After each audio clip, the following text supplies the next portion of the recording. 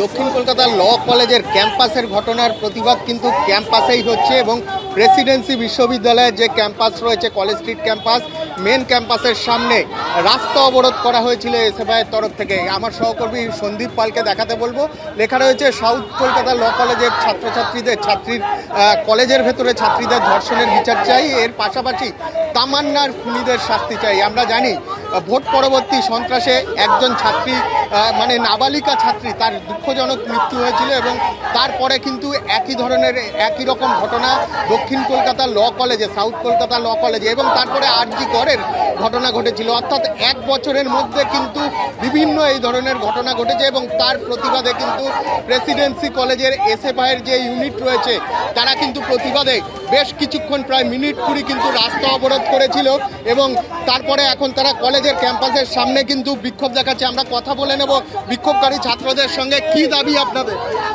আমাদের দাবি এই যে ক্যাম্পাসে তৃণমূল ভয়ে রাজনীতি চালাচ্ছে, এই যে ধর্ষণের রাজনীতি চালাচ্ছে, বলছে প্রতিবাদ করতে এলে তৃণমূলের কথা না মানলে ধর্ষণ করা হবে। সেরকম দেখলাম, আমরা একটা উদাহরণ দেখলাম কিছুদিন আগে সাউথ কলকাতা ল কলেজের বিরুদ্ধে ছাত্রী ধর্ষণ হলো।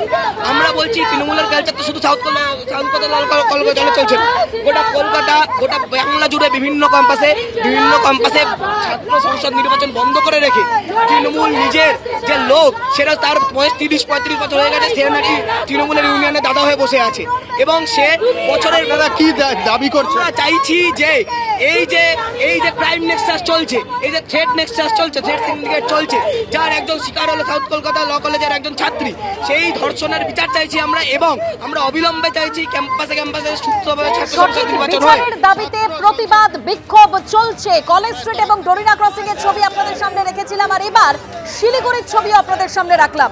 কসবা কাণ্ডে শিলিগুড়িতেও বিজেপির তরফে বিক্ষোভ দেখানো হচ্ছে, মিছিল করা হয়েছে।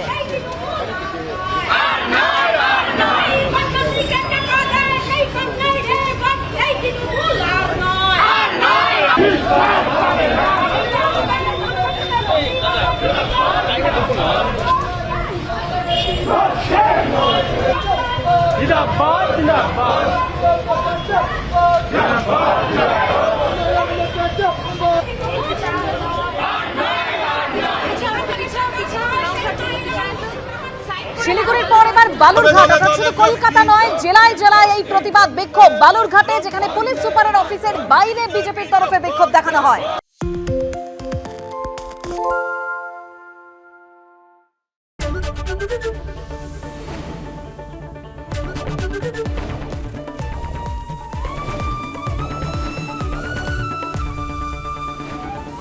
এবিপি আনন্দ এগিয়ে থাকে, এগিয়ে রাখে।